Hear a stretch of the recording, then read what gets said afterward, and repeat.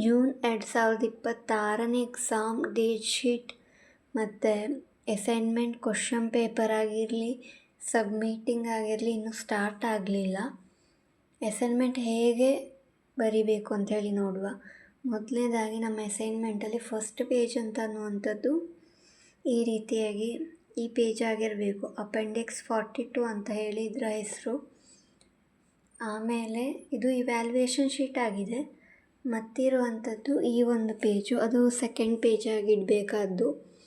ಮತ್ತು question paper ಕೂಡ ನಾವು ಇದರೊಟ್ಟಿಗೆ ಇನ್ನು ನೆಕ್ಸ್ಟ್ ಪೇಜ್ ಆಗಿ ಅಟ್ಯಾಚ್ ಮಾಡಬೇಕು. ಕ್ವಶನ್ ಪೇಪರ್ ಅಟ್ಯಾಚ್ ಮಾಡಿದ ನಂತರ ಪ್ಲೈನ್ A4 ಶೀಟುಗಳನ್ನು ಉಪಯೋಗಿಸಬಹುದು. ಸ್ಕೆಚ್ ಪೆನ್ಗಳನ್ನು ಬಳಸಿ ಅದು ಬಾರ್ಡ್ರೆಲ್ಲ ಮಾಡ್ಬೋದು. ಕ್ವಶನ್ ಪೇಪರ್ ಬಂದು ಅಸೈನ್ಮೆಂಟ್ ಪೋರ್ಟಲಲ್ಲಿ ಇರ್ತದೆ. ಅದರಲ್ಲಿ ಈ ಥರ ನಮ್ಮದು ಬ್ಯಾಚುಲರ್ ಡಿಗ್ರಿ ಆಗಿದ್ದರೆ ಅದಕ್ಕೆ ಕ್ಲಿಕ್ ಮಾಡುವಾಗ ಈ ಥರ ಒಂದು ಪೇಜ್ ಓಪನ್ ಆಗ್ತದೆ.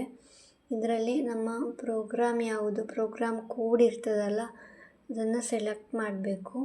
ಸೆಮಿಸ್ಟರ್ ವೈಸ್ ನೋಡಿ ಸಬ್ಜೆಕ್ಟ್ ವೈಸ್ ಕ್ವಶನನ್ನು ನೋಡ್ಬೋದು. ಆ ಕ್ವಶನ್ ಪೇಪರಲ್ಲಿ ವ್ಯಾಲಿಡಿಟಿ ಇರ್ತದೆ. ಆ ವ್ಯಾಲಿಡಿಟಿಯನ್ನು ನೋಡಿಕೊಂಡು ನಾವು ಆ ಕ್ವಶನ್ ಪೇಪರಿಗೆ ಆನ್ಸರ್ ಮಾಡಬೇಕಾದ್ದು.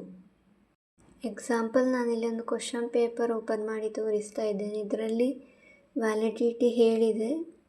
ನಮಗೆ ಇನ್ನೂ ಕೂಡ ಜೂನಿಗಿರುವಂಥ ಅಸೈನ್ಮೆಂಟ್ ಕ್ವಶನ್ ಪೇಪರ್ ರಿಲೀಸ್ ಆಗಲಿಲ್ಲ. ಈ ವಿಡಿಯೋ ನಿಮಗೆ ತುಂಬ ಹೆಲ್ಪ್ಫುಲ್ ಅಂತ ತೋರಿದರೆ ಪ್ಲೀಸ್ ನನ್ನ ಚಾನಲನ್ನು ಸಬ್ಸ್ಕ್ರೈಬ್ ಮಾಡಿ, ಲೈಕ್ ಮಾಡಿ, ಶೇರ್ ಮಾಡಿ, ಕಮೆಂಟ್ ಮಾಡಿ.